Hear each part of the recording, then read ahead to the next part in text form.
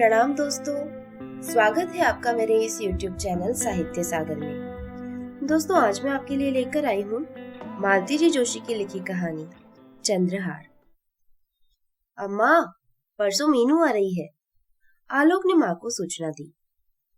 वैसे उसका मन तो था कि मीनू को एकदम माँ के सामने खड़ा करके चकित कर देगा, पहले से कुछ नहीं बताएगा, पर उसे डॉक्टर की हिदायत याद हो आई। अच्छी हो या बुरी, माँ को कोई खबर बहुत एहतियात से देनी है। किसी भी तरह का आकस्मिक धक्का उनके लिए खतरनाक सिद्ध हो सकता है। उसने तो सोचा था कि मीनू के आगमन की सूचना पाते ही अम्मा का चेहरा खुशी से खिल उठेगा, पर माँ वैसी ही जड़वत बैठी रही। उनके चेहरे पर कोई प्रतिक्रिया दिखाई नहीं दी। अम्मा, सुन रही हो ना? परसों मीनू आ रही है। आ रही है तो मैं क्या करूं? अम्मा ने तुनक कर कहा। उससे कहो कि अभी क्यों आ रही है, सीधे मेरी तेरही पर ही आती ना, दो बार का खर्चा बच जाता। कैसी बात कर रही हो अम्मा? ठीक ही तो कह रही हूँ। जब मैं मरने की कगार पर थी तब आते नहीं बना। सोचा होगा एक बार निबट जाने दो, फिर इकट्ठा ही जाऊंगी। पर मैं ऐसी बेशरम की मौत के मुंह से भी सही सलामत लौट ही आई। सही सलामत तो तुम्हें लौटना ही था अम्मा, ये ऑपरेशन तुम्हारी सलामती के लिए ही तो किया था। वो कुछ नहीं बोली, मुंह फुलाए बैठी रही। और प्लीज उससे उल्टा सीधा कुछ कह मत देना, गलती उसकी नहीं हमारी ही है। हमने उसे खबर ही नहीं की थी। हमने मतलब अनु ने सोचा कि मीनू आएगी तो वो उसकी ओर ठीक से ध्यान नहीं दे पाएगी। अनु को घर भी देखना था और अस्पताल में तुम्हारे पास रहना भी जरूरी था। मीनू कोई मेहमान थी, पराई थी जो तुम लोगों से खातिरदारी की अपेक्षा करती? और इतनी अकल तो उसमें भी है, बल्कि उसके आने से सहारा ही होता। वो अस्पताल में मुझे देख लेती, बहू को भी थोड़ा आराम हो जाता। अम्मा, वो हमने सोचा। क्या सोचा तुमने? अरे इतना खतरनाक ऑपरेशन था, मैं मर भी सकती थी। फिर वो लड़की तुम्हें जिंदगी भर माफ नहीं करती। मरती क्यों तुम? ये ऑपरेशन क्या तुम्हें मारने के लिए किया था? बल्कि अब तो तुम्हारी जिंदगी 10-5 साल बढ़ गई है। और सोचो, उस समय हड़बड़ी में दौड़कर आती तो वहां संजीव और बच्चे कितना परेशान होते। उसका भी मन बटा हुआ रहता। अब उसने अपनी सास को वहां बुलवा लिया है, अब वो इत्मीनान से तुम्हारे पास रह सकेगी। इसके बाद वो कुछ नहीं बोली। वैसे भी उत्तेजना के मारे उन्हें थकान सी हो गई थी। वो धीरे से लेट गई। आलोक चुपचाप उठकर बाहर चला गया। आलोक को कैसे बताती कि ये पिछले कुछ दिन उन्होंने कितनी बेचैनी से बेहाली से काटे हैं, खासकर अस्पताल वाले दिन। रोज रात को सोते समय सोचती, सुबह जरूर मीनू देखेगी। अम्मा की बाईपास की खबर सुनकर लड़की रुक ही नहीं सकती, पर पूरा दिन निकल जाता, न मीनू आती न उसकी कोई खबर। रात से उनकी प्रतीक्षा शुरू हो जाती और हर दिन निराशा में बदल जाता। उन्हें गुस्सा आ जाता था, कभी कभी तो रोना आ जाता था, पर उन्होंने किसी से कुछ नहीं कहा। अपनी ही बिटिया की शिकायत किससे करती? रात भर उन्हें नींद नहीं आई। मीनू की पिछली छाया याद आती रही। उस बार ननद की शादी में आई थी। सारे दिन ससुराल में ही बीत गए। जाने से पहले 2 दिन के लिए वे लोग उनके पास आए थे। उस दिन आलोक ने पिक्चर का प्रोग्राम बना लिया था, पर मीनू नहीं गई। बोली, भैया मैं उतनी देर अम्मा के पास और बैठ लूंगी। अनुपमा भी नहीं गई। उस पर तो मेहमान नवाजी का सारा भार था। फुर्सत के क्षणों में अम्मा ने अपना सारा खजाना उसके सामने खोलकर रख दिया था। उतनी भारी साड़ियां पहनने का तो अब उन्हें शौक रह गया था, न ताकत। चाहती थी कि बिटिया अपनी पसंद की चुन ले, बाकी वो बहू को दे देगी। मीनू बोली, इतनी साड़ियां का मैं क्या करूंगी अम्मा? साल में मुश्किल से 8-10 बार पहन पाती हूँ। मेरी शादी वाली साड़ियां ही पड़े पड़े खराब हो रही है, और इन साड़ियों से तुम सूट तो बनवाने नहीं दोगी। उन्होंने फौरन साड़ियां समेट ली। खबरदार जो इन साड़ियों पर कैंची चलाई। जिनके पास नहीं होती वे बेचारे तरसते हैं, और तुम लोगों को ये दरिद्री लक्षण सूझते हैं। अच्छा, साड़ियां छोड़ो, मैं चांदी के बर्तन तुम दोनों में बांट देना चाहती हूँ। अभी ले जाओगी या अगली बार? मैं हिंदुस्तान रहने आ जाऊंगी ना, तब ले जाऊंगी। अभी ले जाऊंगी तो देवरानी के लॉकर में पड़े रहेंगे, बाद में मांग भी नहीं पाऊंगी। इससे तो यहीं पड़े रहने दो। वैसे भी मुझे बर्तनों में इंटरेस्ट नहीं है। जाने से पहले तुम अपना चंद्रहार मुझे दे देना। एक एक लड़ अपनी दोनों बहुओं को पहनाऊंगी, एक मैं पहनूंगी। तुम्हारा आशीर्वाद हमेशा हमारे साथ रहेगा। सुबह कहना था ना, निकलवा लाते। कल दोपहर की फ्लाइट है ना, 11 बजे चले चलेंगे। इतनी जल्दी नहीं है अम्मा, न अभी मेरे बच्चे ब्याहने लायक हुए हैं, न तुम अभी मरने जा रही हो। मरते समय क्या पता याद रहेगा भी कि नहीं। तो भाभी से कहती जाओ। और उसने तुरंत भाभी को आवाज दे दी। भाभी, जरा सुनती जाओ, अम्मा क्या कह रही है। भाभी आंचल से पसीना पोंछते हुए हाजिर हुई। पार्वती, जरा कढ़ाई चलाती रहना, मैं अभी आ रही हूँ। फिर मीनू से बोली, बोलो, क्या कह रही थी। मैं नहीं, अम्मा कह रही है। भाभी ने अब अम्मा की ओर देखा।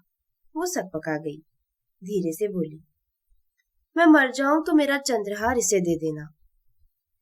तो अपने हाथ से ही दे दीजिए ना, मरने का इंतजार क्यों करती है। मैं जाऊं, मेरी कढ़ाई जल रही है। बाद में पार्वती ने बताया कि बहूजी बड़बड़ा रही थी कि सेवा करने के लिए हम हैं और मेवा लूटने के लिए बिटिया रानी।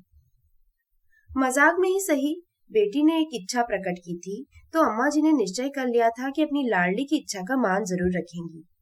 ऑपरेशन की तारीख तय होते ही वो बैंक गई थी और हार निकाल लाई थी।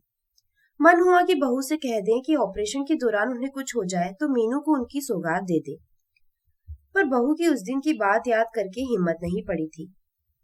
सब कुछ उन्होंने भाग्य के भरोसे, ईश्वर के भरोसे छोड़ दिया था और ईश्वर ने उन्हें अपने घर में लौटा लाए थे। अब वो अपने हाथ से बेटी को उसकी थाती सौंप सकेंगी। शाम को बहू चाय देने आई तो उन्होंने पूछा, मेरी अलमारी की चाबी तुम्हारे पास है ना। हाँ, क्यों।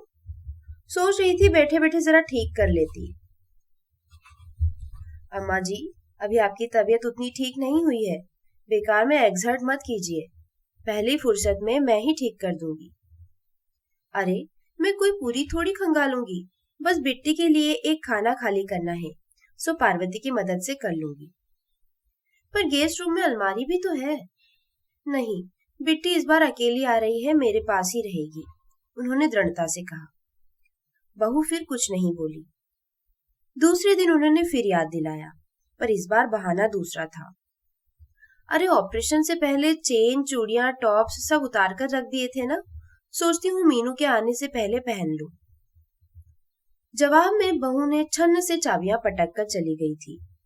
बाद में पार्वती ने बताया कि बहू जी बुदबुदा रही थी कि ठीक से खड़ा भी नहीं हुआ जा रहा है और चाबी में प्राण अटके हैं। पार्वती से मिली ऐसी सूचनाएं मन को उद्विग्न करती रहती है। मीनू के लिए एक खाना खाली करने के बहाने उन्होंने सारी अलमारी खाली कर दी। कपड़ों का वो ढेर एक कोने में सरकाकर पार्वती को तरतीब से समेटने के लिए बैठा दिया। फिर उसकी नजर बचाकर उन्होंने धीरे से लॉकर खोला। ऑपरेशन के लिए जाने से पहले उन्होंने रोज पहनने की सारी चीजें उतारकर एक रुमाल में बांध दी थी। वो रुमाल यथावत रखा मिल गया। उसे परे रखकर उन्होंने दोबारा भीतर तक हाथ डालकर टटोला। बैंक के कागज पत्र थे, खास खास अवसरों पर निकलने वाले पूजा के बर्तन थे, पाउच में रखी हुई दर्जन भर अंगूठियां और टॉप्स थे, चांदी के गणेश थे, अमेरिकन डायमंड की चूड़ियां थी। मतलब कि सब कुछ था, पर वो मखमली बटुआ कहीं नजर नहीं आया। पता नहीं क्यों उन्हें एकदम थकान सी महसूस होने लगी। उन्होंने लॉकर बंद किया और रुमाल की पोटली को मुट्ठी में दबाकर लेट गई। उन चीजों को पहनने का उत्साह नहीं रहा। मीनू के आने के बाद 2-3 दिन फुर्र से कैसे उड़ गए पता ही नहीं चला। मम्मी को ठीक ठाक देखकर वो भी खुश थी और भैया भाभी को उस पर प्यार बरसाते देख मीनू की अम्मा भी खुश थी। रात को जब घर भर सो गया तो उन्होंने मीनू से कहा, बिट्टी, मेरा एक काम करेगी। पानी चाहिए या दूध गर्म कर दूं? नहीं, वो तो सब थर्मस में रखा हुआ है। तू एक बार मेरा लॉकर खंगाल दे, एक चीज नहीं मिल रही है और मुझसे वहां ज्यादा देर खड़ा नहीं हुआ जाता। मीनू ने दरवाजा बंद किया और लॉकर का पूरा सामान चादर पर सजा दिया। देख लो अम्मा, क्या चाहिए बता दो, अलग से रख दूंगी। उन्होंने पहले ही देख रखा था, फिर भी एक सरसरी निगाह सब चीजों पर डाल दी और सिर हिला दिया। मीनू ने सारा सामान उठाकर तरतीब से वापस रख दिया, लॉकर बंद किया और पलंग पर बैठकर बोली, कौन सी चीज नहीं मिल रही है? चंद्रहार। अस्पताल जाने से पहले बैंक से लाकर लॉकर में रखा था कि तुम्हें दूंगी, पर वही गायब है। कमाल करती हो अम्मा, अस्पताल जाने से पहले तो तुम्हें सारा सामान भी बैंक में रखवा देना था। 7-8 दिन तक घर तो एक तरह से सूना ही रहा होगा ना। चोर अगर आता तो उसकी तो चांदी हो जाती। चाबी किसके पास थी? तेरी भाभी के पास। हो सकता है उन्होंने संभाल कर कहीं उठाकर रख दिया हो, पूछकर देख लो ना। ना बाबा, ऐसी महाभारत मचाएगी कि बस। उसकी आदत तुम जानती तो हो। उस दिन चाबियां ही मांग ली थी तो ऐसा ताव खा गई कि क्या बताऊं। तो फिर अब उस बात को मन से निकाल दो और सो जाओ। वो लेट तो गई और मीनू की तसल्ली के लिए उन्होंने आंखें भी मूंद ली, पर किसी के कहने भर से कोई बात मन से निकल पाती है क्या? लेटे लेटे मीनू को अचानक कुछ याद आ गया। अम्मा, तुम्हारे लॉकर से वो लाल रेशम की थैली जिसमें तुम बाबूजी की चिट्ठियां रखा करती थी गायब है। हे भगवान, वो एकदम उठ बैठी। बिट्टी, वो बड़े वाला सफेद संदूक खोल तो। हे भगवान, इतनी रात को? मीनू ने याचना के स्वर में कहा, पर अम्मा उसकी ओर बड़ी आशा से देख रही थी। उठना ही पड़ा। कोने में रखे उस संदूक को खोलना आसान काम नहीं था। उस पर दुनिया भर का कबाड़ रखा हुआ था। संदूक में भी अल्लम गल्लम सामान ही था। पुराने ढेर सारे एल्बम्स, खानदान के ग्रुप फोटोज, बाबूजी को यहाँ वहां से मिले मानपत्र, सर्टिफिकेट्स, मेडल्स, शादी के कार्ड्स, परिवार भर की जन्म कुंडलियां। एक पूरा संसार बंद था उसमें, जिसे अम्मा ने जतन से सहेज कर रखा था। उसी सामान को उलटते पलटते वो रेशमी थैली हाथ आ गई। वो कुछ सोचती इससे पहले ही अम्मा ने झपट कर उसके हाथ से ले ली और अधीरता से डोरियां सरकाई और उसमें से वो जामुनी मखमली पाउच निकल आया। उसे माथे से छुआते उन्होंने कहा, शुक्र है भगवान, मिल तो गया। चल, अब मिल गया है तो चुपचाप रख ले। मेरी एक चिंता दूर हो गई। उन्होंने जैसे ही पाउच आगे बढ़ाया, मीनू ने एक झटके से हाथ हटा दिया, जैसे उसे बिजली का करंट लग गया हो। नहीं अम्मा, अब मैं ये हार नहीं लूंगी। क्यों? मेरी चीज है, मैं दे रही हूँ। हाँ, पर इस हार को लेकर तुम पता नहीं क्या क्या सोच गई थी। तुमने तो भाभी को भी कटघरे में खड़ा कर दिया था। कल को भाभी भी ऐसा कर सकती है।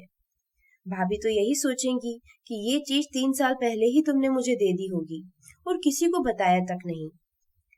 वो तो सोचेगी कि इस तरह तुमने और भी बहुत कुछ दिया होगा जिसका उन्हें पता नहीं है। तुमने तो अपना शक किसी पर जाहिर नहीं किया, पर भाभी को तो जानती हो, वो तो पूरी दुनिया में ब्रॉडकास्ट कर देगी। मैं तो शर्म के मारे भैया के सामने खड़ी भी नहीं हो सकूंगी। इसमें शर्म की क्या बात है? क्या मुझे इतना भी हक नहीं है? अम्मा, तुम्हारे हक से भी महत्वपूर्ण है भैया भाभी का विश्वास, जो मैं तोड़ना नहीं चाहती। रिश्ते नाजुक होते हैं अम्मा, दर्पण की तरह। एक बार दरक गए तो किसी मतलब के नहीं रहते। और मैं इन रिश्तों को सहेजना चाहती हूँ। मैं चाहती हूँ कि तुम्हारे जाने के बाद भी इस घर में मेरा दाना पानी बना रहे। मैं जब जब भारत आऊं, इस घर के दरवाजे मुझे खुले मिले, ताकि मैं तुम्हारी यादों को फिर से जी सकूं। कल को मेरे बच्चों की शादियां हों तो मैं हक के साथ भात मांगने आ सकूं। ये मेरे पीहर की देहरी है अम्मा, मेरे लिए किसी भी हार से ज्यादा कीमती है।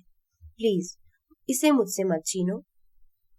और ये बात कहते कहते मीनू का गला भर आया, आंखें छलछला आई। अम्मा ने आगे बढ़कर उसे गले से लगा लिया और उसकी पीठ पर हाथ फेरते हुए बोली, अरे वाह, मेरी लाडो तो मुझसे भी ज्यादा समझदार हो गई है। और ये कहते हुए उनकी भी आवाज भीग गई। दोस्तों, कहानी यही समाप्त होती है। कहानी आपको कैसी लगी मुझे कमेंट बॉक्स में लिखकर जरूर बताइए।